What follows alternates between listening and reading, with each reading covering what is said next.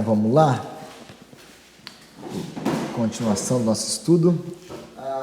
Apenas para a gente poder continuar a leitura, de ter a gente lê aqui, a gente já relembra o que a gente estava vendo. Então eu quero ler do Apocalipse capítulo 8, versículo 13, e a gente vai até o final do capítulo 9. Hoje a gente termina o capítulo 9. Amém? Então vamos lá, Apocalipse 8, versículo 13. Enquanto eu olhava, ouvi uma águia que voava pelo meio do céu e dizia em alta voz: Ai, ai, ai dos que habitam na terra por causa do toque das trombetas que está prestes a ser dado pelos 3 outros anjos. O quinto anjo tocou a sua trombeta e uma estrela e viu uma estrela que havia caído do céu sobre a terra. A estrela foi dada a chave do poço do abismo. Quando ela abriu o abismo, subiu fumaça dele, como a de uma gigante fornalha. O sol e o céu escureceram com a fumaça que saía do abismo. Da fumaça saíram gafanhotos que vieram sobre a terra, e lhes foi dado poder como os dos escorpiões da terra. Eles receberam ordens para não causar dano nem à relva da terra, nem a qualquer planta ou árvore, mas apenas aqueles que não tinham o selo de Deus na testa. Não foi-lhes dado poder para matá-los, mas sim para causá-los tormento durante 5 meses. A agonia que eles sofreram era como a da picada do escorpião. Naqueles dias, os homens procurarão a morte, mas não a encontrarão. Desejarão morrer, mas a morte fugirá deles. Os gafanhotos pareciam cavalos preparados para a batalha. Tinham sobre a cabeça algo como coroas de ouro, e o rosto deles parecia rosto humano. Os cabelos deles eram como cabelos de mulher e dentes como os de leão. Tinham couraça como couraças de ferro, e o som das suas asas era como o barulho de muitos cavalos e carruagens correndo para a batalha.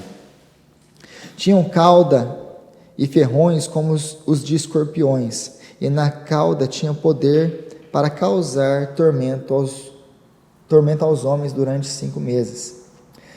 Tinham um rei sobre eles, o anjo do abismo, cujo nome em hebraico é Abaddon e em grego Apolion. O primeiro ai passou, 2 outros ais ainda virão. O 6º anjo tocou a sua trombeta e ouviu uma voz que vinha das pontas do altar de ouro que está diante de Deus.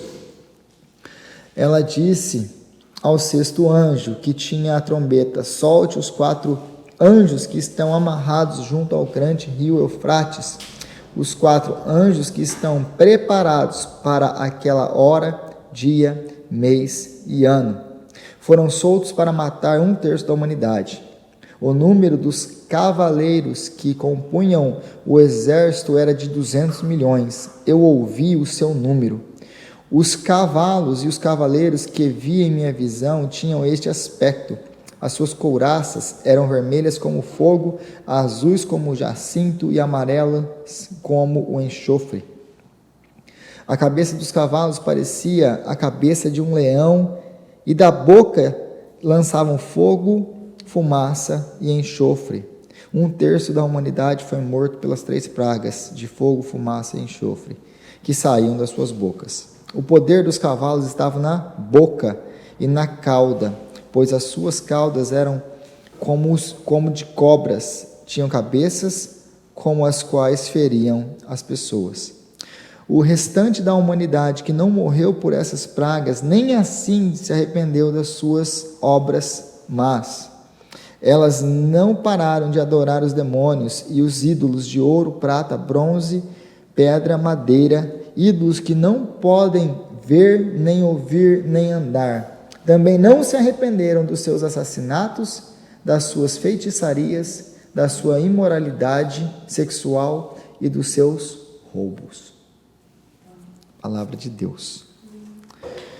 Então, a gente tem estudado as 7 trombetas já por algum tempo, E a gente viu no capítulo 8 que nós temos bem rapidamente a descrição das 4 primeiras trombetas contra a criação, que abrangem toda a criação, que foi basicamente isso que a gente viu, né? São ataques contra a criação, e aí a gente vê nos elementos ali que são uma representação dos céus e da terra, como um todo. Então são ataques das trombetas contra a criação, contudo eles atingem indiretamente os seres humanos, porque a gente falou na semana passada que começa a se haver escassez, a falta de alimento, porque as embarcações são destruídas, a vegetação é destruída, tudo aquilo é destruído, vai faltar o quê? Alimento, que vai trazer ao aumento da violência, a escassez, a fome, as pessoas vão se matarem, as pessoas vão acabar cometendo os crimes, que vai, em última análise, trazer o caos, a desordem e a morte, né? Que nada mais é do que a gente também viu com os 4 selos, com os 4 primeiros selos, com os cavaleiros do Apocalipse, né? Que eles vão trazer no final morte, destruição e caos. É o que está acontecendo aqui do mesmo jeito. Lembra que os selos, as trombetas e as taças são o mesmo evento, o período da grande tribulação, com diferentes ângulos. Aí, a partir do versículo 13 do capítulo 8, ele dá a introdução do que vai acontecer no 9. Aí o capítulo 9, se você comparar, a gente tem do versículo 6 ao versículo 12, ou seja, 6 versículos, descrevendo 4 trombetas já. Mas aí a gente tem do capítulo, basicamente, do final do capítulo 8, versículo 13, ao 9, versículo 21, a descrição dos outros 3 de uma maneira bem detalhada, de modo que ele repete os símbolos várias vezes, em 2 vezes diferentes aqui. Então, ele dá mais detalhes sobre isso. E aí, na última semana, a gente andou um pouquinho sobre tudo isso aqui. Aí a gente começou a ver, aí viu o 5º anjo que toca a sua trombeta, e vem uma estrela, que havia uma estrela caído, e a gente falou sobre, deixa eu até acompanhar aqui os slides, que aí fica fácil. Então a gente viu que a primeira estrela foi tocada, e aí tem a estrela que já estava caída. Lembra que eu falei do tempo perfeito do grego, que ela já estava caída e ela continuava caída. Então ela possivelmente é uma referência a um demônio, que caíram junto com Satanás na queda. Então ele é demônio, se não for o próprio Satanás, porque podia ser o próprio Satanás. Então ele já havia caído, ele recebe a chave, esse demônio recebe a chave, ele vai para o abismo, que lembra que a gente falou do abismo? O que é o abismo? É aquele lugar onde os demônios estão encarcerados. Lembra de Jesus, lá em Lucas, quando ele vai expulsar o demônio lá de Gadar, ele vai lá, os demônios chegam para ele, a legião, lembra dos porcos que ele expulsa, vai para os porcos, eles despencam lá no penhasco. Isso, aí eles caem no penhasco, e aí eles imploram para Jesus: o que você veio aqui nos torturar antes do tempo? Aí eles imploram: não nos mande para o abismo, nos manda para os porcos, né? Então eles não querem para onde? O que é esse abismo que eles não querem ir? É esse lugar onde os outros demônios estão presos. Então tem uma parte dos demônios livres, uma parte presa. Por que eles estão presos? É um mistério, né? Porque Deus não prendeu todo mundo, mas Deus, aí a gente vê aqui que Deus tem um propósito, porque Ele libera eles para que se cumpram os propósitos dele. Deus é o por trás de tudo isso aqui. Deus, Ele controla todas as coisas, Ele tem na mão todas as coisas, e nada acontece sem que Ele permita. Então ele recebe, um dos demônios recebe a chave da cela dos outros, vai lá, solta a galerinha, e agora eles estão seguindo ele na sua rebelião.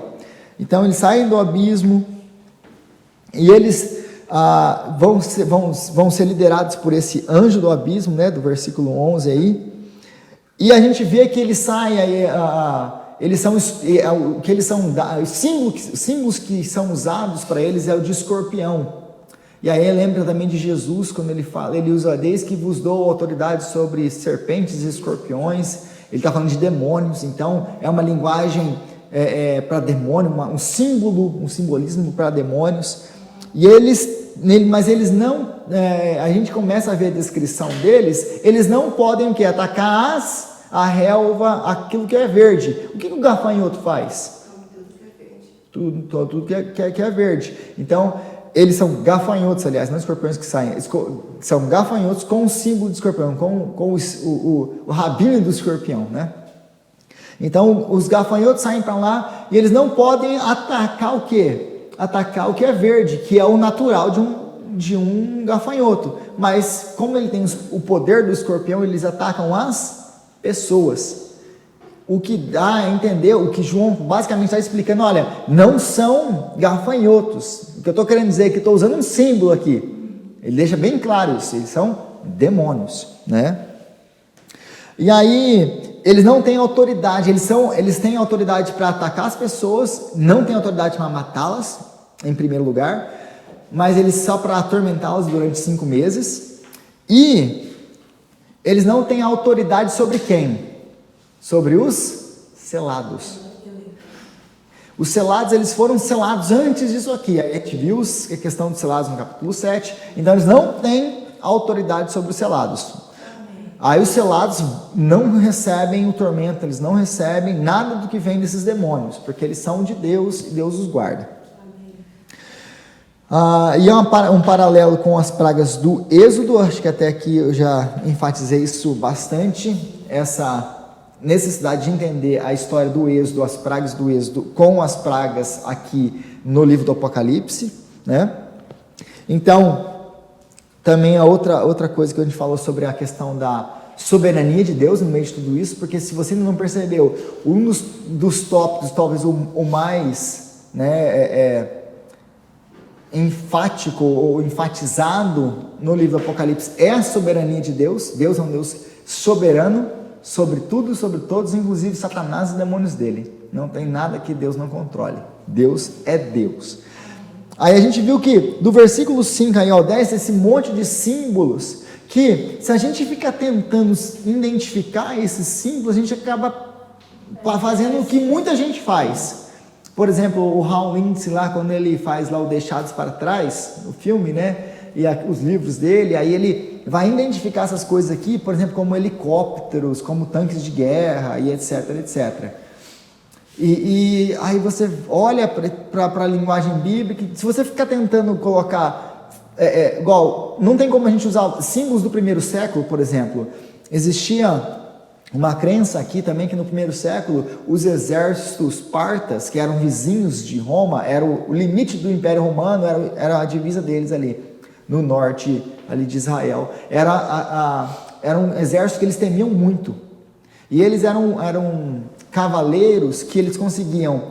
Sabe, já viu o filme quando a pessoa está montando o cavalo de frente, de repente ela dá um pulo, vira para trás e começa a tirar flecha? Eles eram mestres nisso.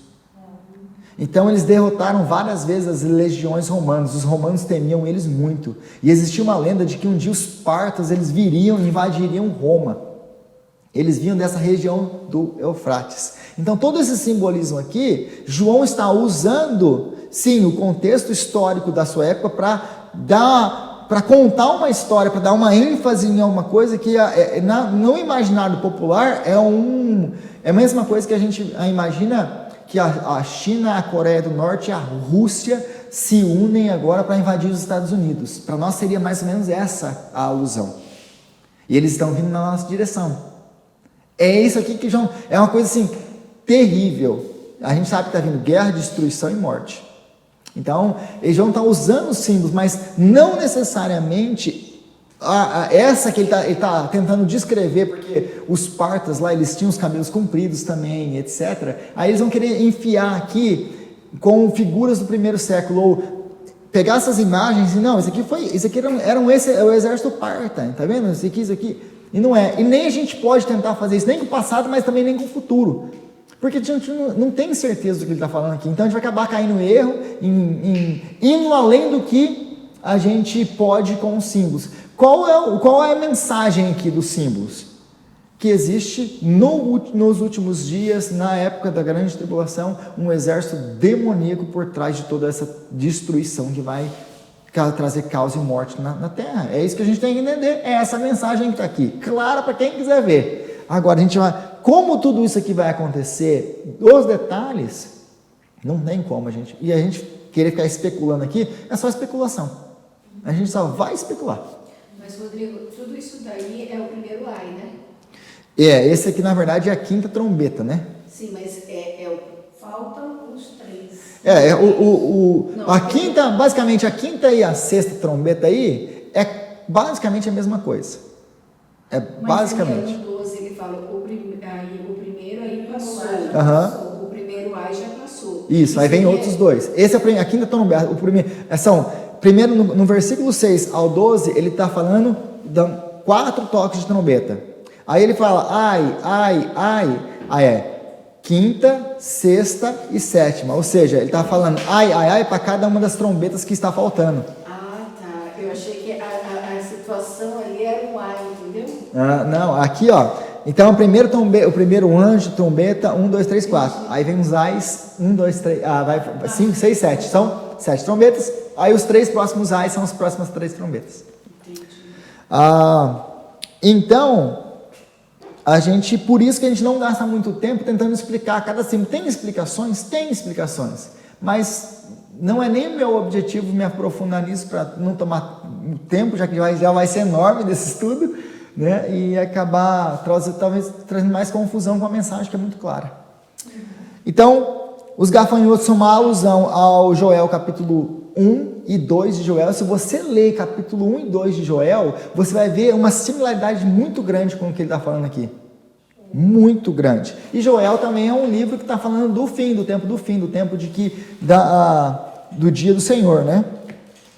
Aí a gente finaliza lá no versículo 11 com eles dizendo que eles tinham um rei sobre eles, o anjo do abismo, que é o anjo que foi lá abrir o abismo. O nome dele é o quê? Abaddon, ou em grego, Apolion. A gente fez aquela associação Apolion com o deus Apolo. E o símbolo de Apolo era um gafanhoto. E quem se dizia o filho de Apolo? Domiciano, que era o imperador da época de João. Então, a mensagem por trás disso aqui é todo reino que está contrário à vontade de Cristo, que está contrário a Deus, em última análise, é esse reino destruidor, porque o nome dele é destruidor, é esse reino que está sendo governado e controlado por Satanás. Essa é a mensagem. Então, todo reino que se opõe a Cristo, todo reino contrário a Cristo, é um reino do anticristo. E isso vai culminar no anticristo lá no capítulo 12 e 13, na verdade no capítulo 13, que vai culminar no reino do anticristo. Então todos esses reinos que nós tivemos, esses levantes de reinos que se levantaram contra o povo de Deus ao decorrer da história, reinos que foram contra Cristo, vão se culminar num último reino, que é o reino do anticristo. Então a gente fez essas associações, e aí a gente viu que também no capítulo 12 de Êxodo, nós temos o anjo da morte, o anjo que passa pelo... lembra da última praga do Egito? Passa e mata os primogênitos dos israelitas. Contudo, esses primogênitos, os primogênitos do Egito, não dos israelitas, os primogênitos dos israelitas são poupados. Aliás, os israelitas são poupados do anjo destruidor. Então esse anjo ele passa por lá, eles morrem por causa dele, mas os israelitas são poupados. Lembra do que João está usando aqui o Êxodo. Então, qual que é a mensagem aqui? Os crentes desse tempo também estarão sendo poupados. Porque, lembra, o que o Êxodo representa? O sangue passado no umbral da porta. Representa isso. Representa o Jesus que cobre o nosso pequeno, salva da tribulação. E não apenas da tribulação, porque a tribulação não é o problema deles. A grande tribulação não é o problema deles. O que é o problema deles? O problema deles é o julgamento que vai levá-los à morte eterna, que vai levá-los ao inferno, o grande julgamento. Então a nossa vida foi poupada disso tudo, através do Cordeiro, no meio da tribulação. Isso, no meio da tribulação. Tá, e só eu tô só uma coisa. Joel é qual referência que é? Joel capítulo 1 e capítulo 2. Tá, mas qual versículo aqui? Joel capítulo 1, 2, versículos... capítulo 1, 6 a 7 e capítulo 2, 4 e 5. Se você ler todo o capítulo, você vai ter... É que esses versículos são muito parecidos com o que está escrito aqui. Tá? Mas todo o capítulo está falando do dia do Senhor, etc. Então, o Êxodo, tudo isso aqui são metáforas que Jesus está nos mostrando que vai acontecer nos últimos dias, porque Ele já alcançou o último Êxodo. Ele é o novo Moisés que nos leva para fora da terra de escravidão, que é o pecado e a morte. Existe sempre essa expectativa, né? Através do Antigo Testamento, do segundo Êxodo, o Êxodo que vai nos tirar do Egito, que vai nos tirar da escravidão, que é o Êxodo de Jesus. É Ele que faz o segundo Êxodo, né? Ele é o novo Moisés. É isso que Moisés disse, que Deus vai levantar um profeta como ele. Então todo o Êxodo é um símbolo pro Novo Testamento. Todo o Êxodo.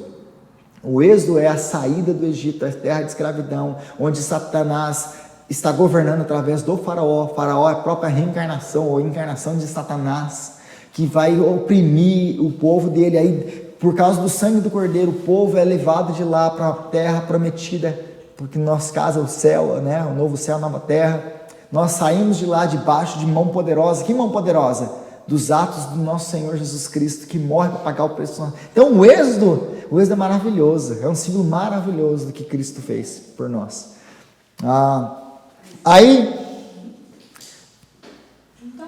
Então nós chegamos aí ao sexto. Sabe o que vem na minha mente agora, então? O Êxodo foi como se fosse a primeira vinda de Cristo? Não. Não, o Êxodo é um símbolo. Todo o Antigo Testamento são símbolos que apontam para Cristo. Todo o Antigo Testamento. É por isso que naquela época eu estava tentando mostrar todo o Antigo Testamento mostrando Cristo. Porque todo o Antigo Testamento fala de Cristo. Por exemplo, vou dar um exemplo. Sansão, quando ele quebra os portões da cidade e leva eles e despedaça lá. Quem é o homem forte que quebra os portões do inferno e carrega eles embora? Jesus. É Ele. Então todo o Antigo Testamento, quem é o profeta? Por exemplo, assim como Jonas ficou na barriga do peixe 3 dias treinando. Jesus ainda fala isso nos evangelhos. O único sinal que vocês vão ter é o de Jonas, porque Jonas apontava para ele. Apesar de todos os problemas que Jonas teve, né? De todos aqueles... que Jonas não era um cara legal, não. Deus não pessoas que a gente fica assim. Não é? Aí a gente tem que pensar, a gente também é. Exatamente. Aí a gente chegou aí no versículo 14, a sexta trombeta. E ela disse ao sexto anjo, que tinha a trombeta: solte os 4 anjos que estão amarrados junto ao grande rio Eufrates. Os 4 anjos que estão preparados para aquela hora, dia, ano, foram soltos para matar 1/3 da humanidade. Agora a figura que muda. A partir da sexta trombeta, o que acontece a partir da sexta trombeta? Agora eles não têm mais apenas autoridade para o quê? Para atormentar. Eles têm autoridade para matar. Agora eles começam a matar os seres humanos. Então, quem são os 4 anjos amarrados junto ao rio Eufrates?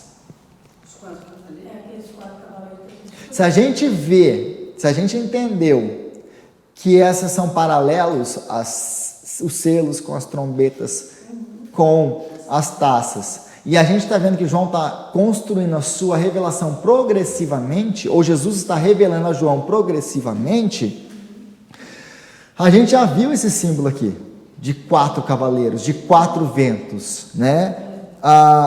E aí, da onde que os ventos são retirados? Por exemplo, se a gente voltar lá no capítulo 7, 1, que é o selar dos 144 mil, eles estão segurando, os anjos estão segurando os ventos. Por que eles estão segurando os 4 ventos?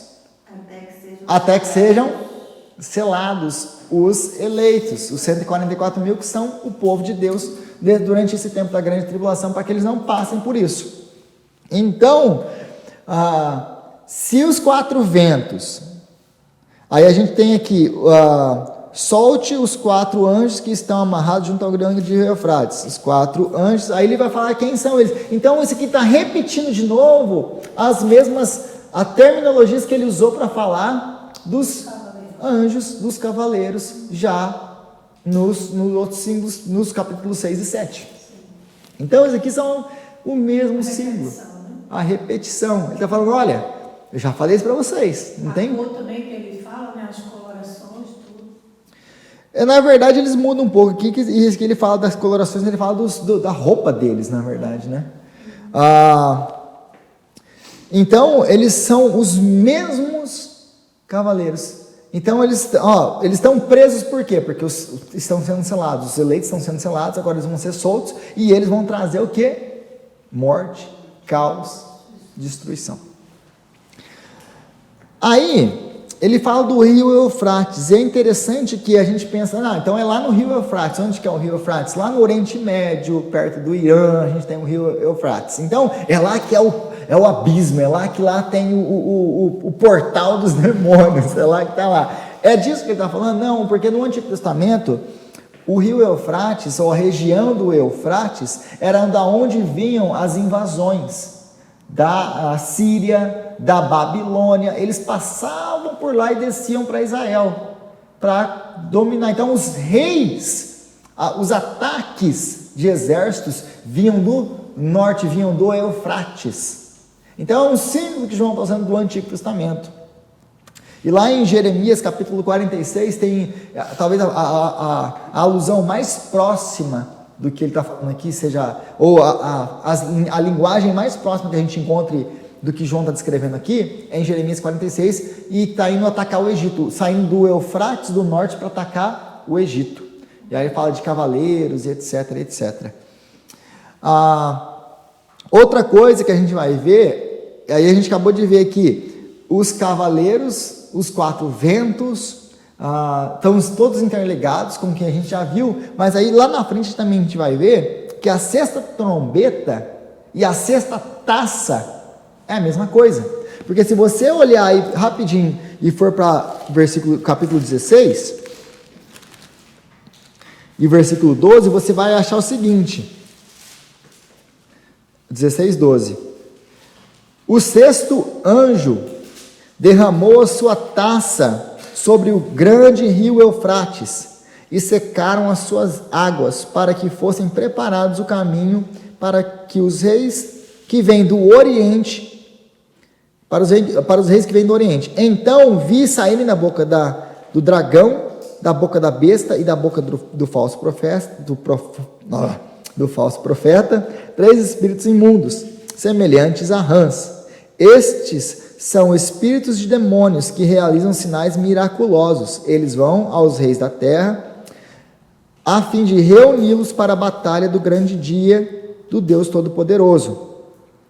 Então, o que está... Flagelos e taças é a mesma coisa? É. Okay. Então, o que Nunca vai só repetir. Exatamente, a 6ª trombeta é igual a 6ª taça. Então esse negócio de você tentar entender isso aqui de uma maneira progressiva, os selos falam de uma série de pragas, as trombetas falam de outra série de pragas, as taças falam de outra série de pragas, todas elas combinam com um final, com a destruição de tudo. Tá, então o mundo vai destruir 3 vezes? Como que funciona isso? Então, a única maneira de você entender e interpretar isso aqui é você entendendo isso como o mesmo evento sendo colocado de maneiras diferentes. E até porque os símbolos batem todos. Então, a gente vai acabar revendo isso aqui que ele fala do rio Eufrates lá na frente. Os 4 cavaleiros matam agora 1/3 da humanidade. Lembra que os selos, mais uma vez, os selos é 1/4. Agora nós temos 1/3. O que está aumentando? aumentando a intensificação, ou seja, João está mostrando que vai chegar um número completo, porque no final, nas 7 taças, morre tudo, não sobra nada, destrói tudo. Então não é que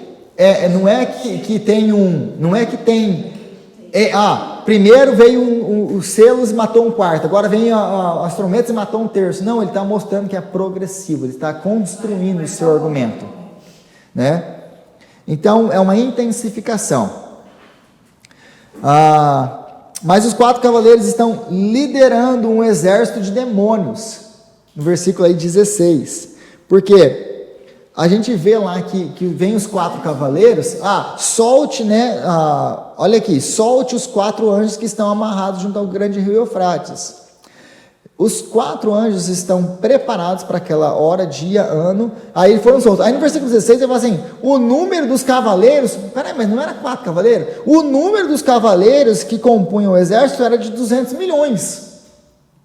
Mas não era 4 cavaleiros? Como 4 para 200 milhões? Eles estão liderando um exército atrás dele. Então, 4 demônios estão liderando um outro exército de demônios. Cada um com um exército? Provavelmente os 4 estão liderando, ou eles mesmos se juntam ali, são tipo generais dentro de um exército, né, do comando. E aí o número que ele fala, 200 milhões. Na verdade, em grego, ele fala 2 miríades vezes uma miríade, em grego, que são, né, basicamente, uma miríade é 10 mil. Aí você faz essa multiplicação, você vai chegar nos 200 milhões, que ele está só dando um número para você, 200 milhões. Mas em grego não é assim. Mas por que ele fala miríades? Porque esse aqui, na verdade, não é um número exato. Ele não quer que você entenda, na cabeça de João, no primeiro século, de quem estava lendo isso aqui, em grego, ele não vai entender isso aqui como nós, 200 milhões. Ele não ia fazer essa conta. Então essa conta aqui, 200 milhões, para a gente é meio traiçoeira. Eles entender, é incontável o número deles. É incontável o número do exército. Entendeu? E aí eu vejo gente falando assim, uma vez eu vi, eu lembrei disso agora. Não, isso aqui, 200 milhões, pode ver que é o número de soldados que a China tem. Aí pode ver que olha a cor da sua vestimenta, é a cor da China. Tá vendo o vermelho aqui da bandeira, o amarelo, entendeu? Aí eu não sei o que eles fizeram com o azul, mas entendeu? Aí eles vão falar, é o maior exército da terra, então tem que ser o exército da China. Então, e a China vem da onde? Para quem está em Israel, a China vem do Ocidente, do Oriente. Perto do rio Eufrates. Exatamente, vai passar pelo rio Eufrates para poder chegar em Israel, para destruir Israel. Essa é a interpretação de algumas. Na verdade, eles meio que ignoram, assim, vai destruir Israel. Lá essa teologia é uma teologia que tem muitas falhas, tem muita coisa que não consegue explicar, né? Esse tipo de interpretação. Por isso que eu falei, tentar interpretar esses símbolos aqui é complicado. Aí no versículo 20 e 21, a gente tem o quê? O restante da humanidade que não morreu por essas pragas, nem assim se arrependeu das obras das suas mãos. Eles não pararam de adorar os demônios e os ídolos de ouro, prata, bronze, pedra, madeira, ídolos que não podem ver, nem ouvir, nem andar. Também não se arrependeram dos seus assassinatos, das suas feitiçarias, da sua imoralidade sexual e dos seus roubos. Se tudo isso aqui é o exemplo, a gente está usando o pano de fundo aqui, é o Êxodo. Quem não se arrependeu com as pragas? O Egito. Mas quem quem é o representante do Egito?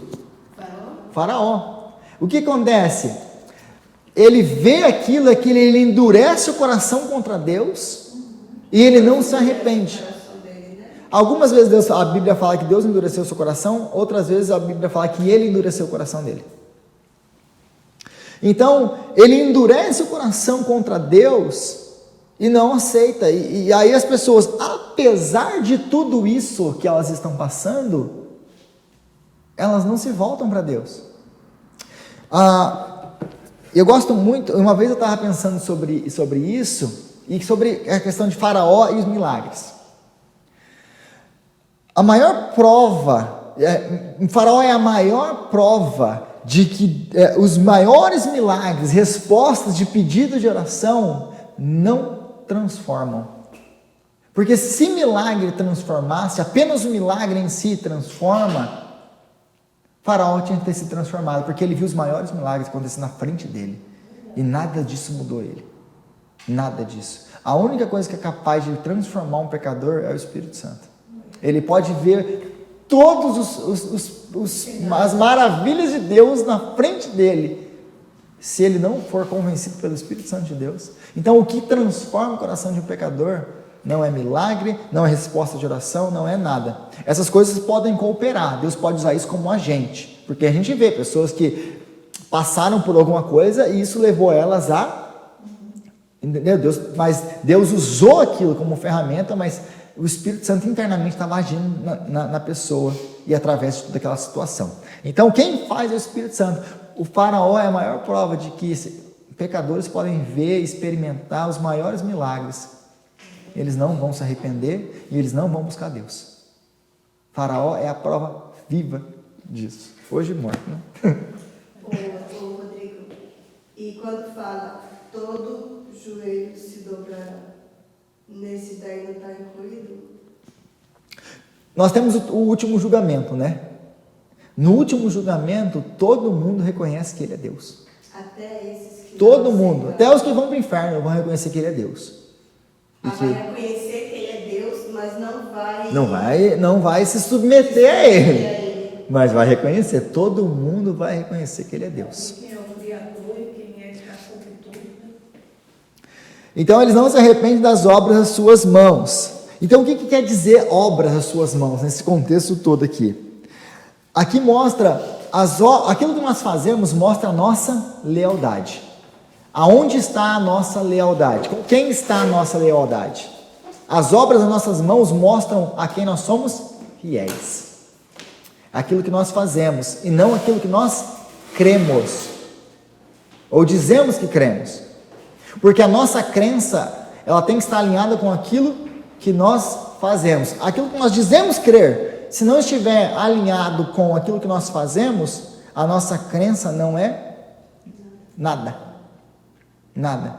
A gente falar que a gente acredita em Deus, que Deus é isso, que Deus é aquilo, que eu sou crente. Porque é o que disse Jesus. João, nas suas cartas, ele vai falar isso, né?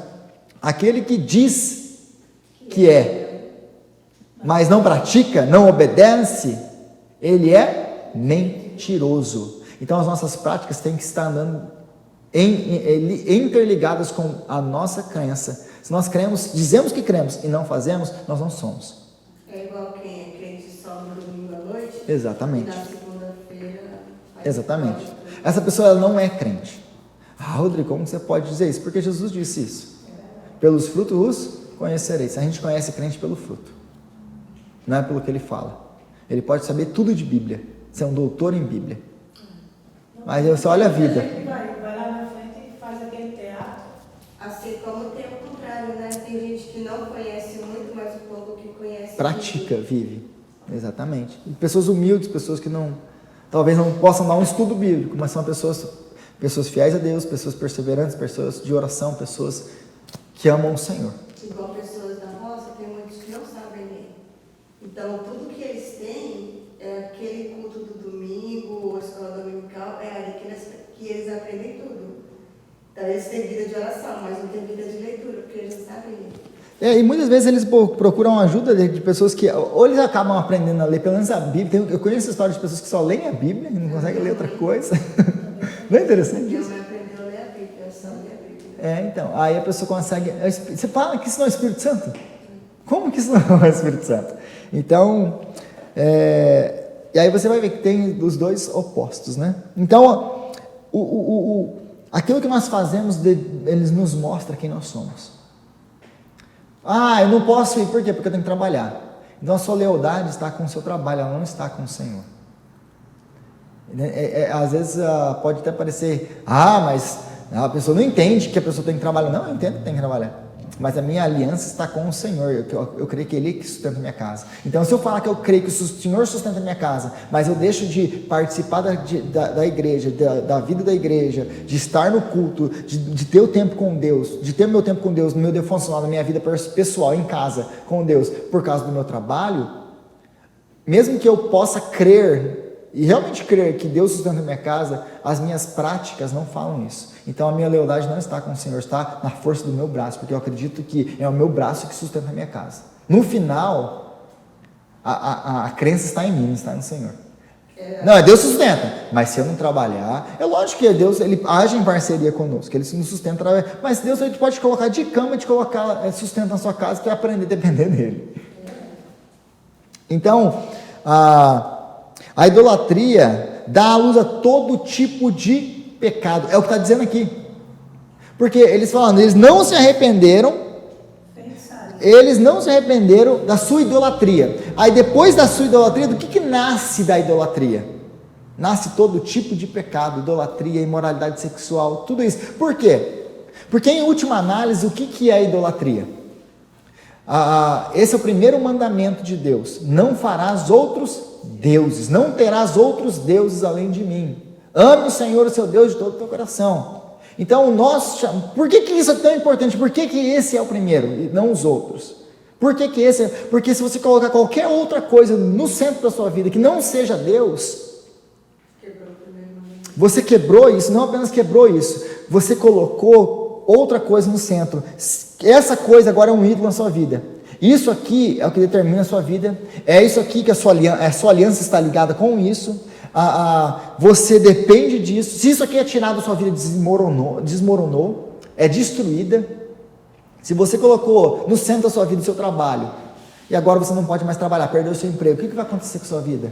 Você perdeu a razão da sua vida, porque a razão da sua vida é o seu trabalho, porque tudo aquilo que nós colocamos como centro da nossa vida, vira o nosso Deus, e vira a nossa razão de viver. Nós podemos fazer isso com família, com filhos, com marido, com qualquer coisa.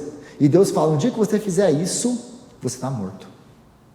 Porque aí tomou o lugar, aí se alguma coisa acontecer com a sua família, e a sua família é o centro da sua vida, por exemplo, Jó perdeu seus 10 filhos.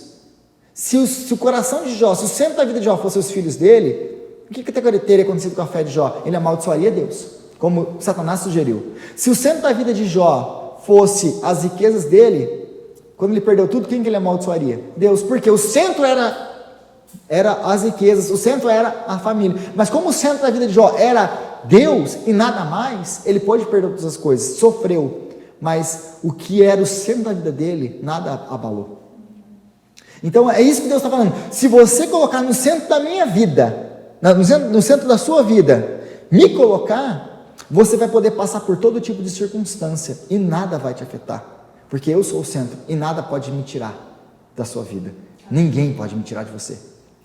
Agora, se você colocar qualquer outra coisa, isso vai te levar a essa lista de pecados aqui. E a lista é imensa. Porque os ídolos vão nos cegar. Aí eles vão falar aqui, ídolos de madeira, etc. Porque ídolo ele pode ter qualquer forma. O ídolo pode ser, hoje em dia, principalmente, nós temos milhões e milhões de ídolos. O ídolo pode ser uma pessoa, o ídolo pode ser dinheiro, o ídolo pode ser qualquer coisa, pode ser um ídolo. O ser humano é uma fábrica de ídolos. Então, é por isso que ele fala, é por isso que ele está falando aqui, ídolos de ouro, prata, bronze, pedra, madeira, ídolos que não podem ver nem ouvir. Aí o Isaías 44 vai associar, vai fazer uma análise da irracionalidade que é adorar um ídolo. O cara vai lá, em Isaías 44, ele vai lá e pega vai lá na árvore, corta uma árvore, parte a madeira, uma parte da madeira ele coloca no fogo para assar um pão e se esquentar. Com a outra parte da madeira, ele faz um ídolo, prega ele e adora ele. E fala assim, olha, isso aqui é o meu Deus. Aí Isaías fala assim, quer alguma coisa mais irracional que isso? Você pegou aquilo, você fez aquilo, você fala que aquilo ali é um Deus. Basicamente é isso que nós fazemos. Nós não fazemos mais ídolos de madeira, etc. Nossos ídolos são outros. Aí a gente faz outras coisas que Deus criou, ou que nós criamos. Por exemplo, eu vou lá, ganhei dinheiro, eu fiz isso, fiz o meu impériozinho, e eu falo, nossa, isso aqui agora é meu Deus, eu me ajoelho diante daquilo. É a mesma coisa que ir na floresta, pegar um pedaço de madeira e fazer um ídolo. É a mesma coisa diante de Deus.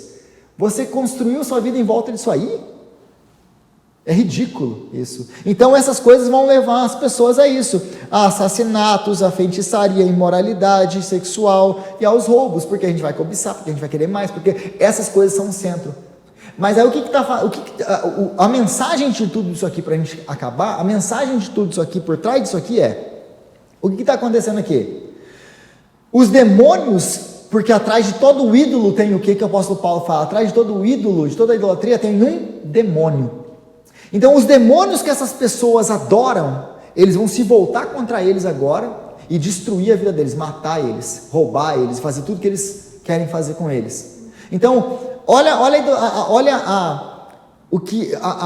como Deus usa o pecado do homem agora se voltando contra ele para destruir o próprio homem, porque eles adoram demônios. Vocês querem adorar demônios? Ele deixa eles adorarem demônios. Agora os demônios vão vir e fazer aquilo que eles querem com ele, destruir, matar e roubar. Aqueles que sobrarem, mesmo assim, não vão parar de adorar os demônios. Eles preferem adorar os demônios do que se voltar e se arrepender e voltar a Deus. Você vê como que é? Aí, por que Deus está fazendo isso aqui? Porque a gente parece, nossa, mas que Deus carrasco, que Deus mau, por que Ele está fazendo isso, todo esse julgamento, tudo isso que Ele está fazendo? Aí você vê aqui que tudo que Ele está fazendo, não tem mais o que Ele pode fazer, depois de tudo isso aqui, depois de todo isso, porque o que Deus está querendo fazer aqui, o propósito de Deus aqui é que eles se arrependam, mas isso aqui não vai levar ao arrependimento. Deus vai mostrar que eles nunca vão se arrepender, é por isso que eles estão sendo julgados, eles nunca vão se arrepender, eles querem adorar os demônios, mesmo que os demônios venham e os matem, em vez de adorar o Deus da vida, que vai cuidar deles. Essa é a irracionalidade do homem, e é essa a inclinação do homem, de todo homem natural. Ele está inclinamente voltado para o mal. Se o Espírito Santo não vier e não transformar, todo mundo vai para o inferno. Se ele deixasse todo mundo à própria sorte, todo mundo iria para o inferno. Essa que é a doutrina bíblica da depravação total. E os católicos que adoram os santos, as imagens lá? Bom, hoje em dia tem alguns católicos que vão falar assim, a gente não adora. Mas por que vocês andam com ele na carteira lá e etc? Não, a gente, é igual a gente, por exemplo, se você abrir minha carteira, ela tem uma foto da Sofia lá. Não, é igual você anda com a foto da sua família lá para lembrar da sua família, etc. A gente não está adorando, a gente está só lembrando. Então eles vão falar que eles não adoram, mas se você ler os documentos de fé deles, eles adoram. Eles adoram, porque eles têm a semana só para cada santo. Eles adoram os santos, sim. Mas é aquele negócio. Presta culto. Por exemplo, a gente acabou de ver aqui, eles não deixaram de adorar, por mais milagres que eles viram Deus fazer aqui, eles não deixaram de adorar os ídolos, porque eles se tornaram como os ídolos, cegos, surdos e mudos. Então eles não estão vendo. Se você chegar para uma pessoa que adora um ídolo, e você mostrar Isaías capítulo 44, ela não vai entender. Se você tentar explicar, ela não vai entender, porque eles estão cegos, surdos. Eles precisam do quê? O que nós precisávamos, porque não é só eles, nós precisávamos, porque o que diz Efésios capítulo 2? Nós estávamos mortos em nossos delitos e pecados. Então, o que o morto faz? Nada, é agir do Espírito Santo. É por isso que essas pessoas só são salvas através da oração e do agir do Espírito Santo. Aí sim a gente pode pregar o evangelho para elas, elas vão se arrepender, serem salvas. Caso contrário, você pode pregar. A Carla, ela fala muito isso no testemunho dela. As pessoas apresentavam o evangelho para ela várias vezes e para ela não fazia sentido. Até um dia que o Espírito Santo trabalhou na vida dela. Aí faz sentido. Que é o para nós. Um dia a ficha caiu. Como que a ficha caiu? Será que a gente só foi apresentado o evangelho aquela vez? Não. Possivelmente a gente foi apresentado o evangelho outras vezes. Mas se o Espírito Santo não nos trouxer de volta da morte, não tirar a cegueira, vai tudo para o inferno. Amém. Amém? Deus abençoe. Semana que vem a gente continua o capítulo 10.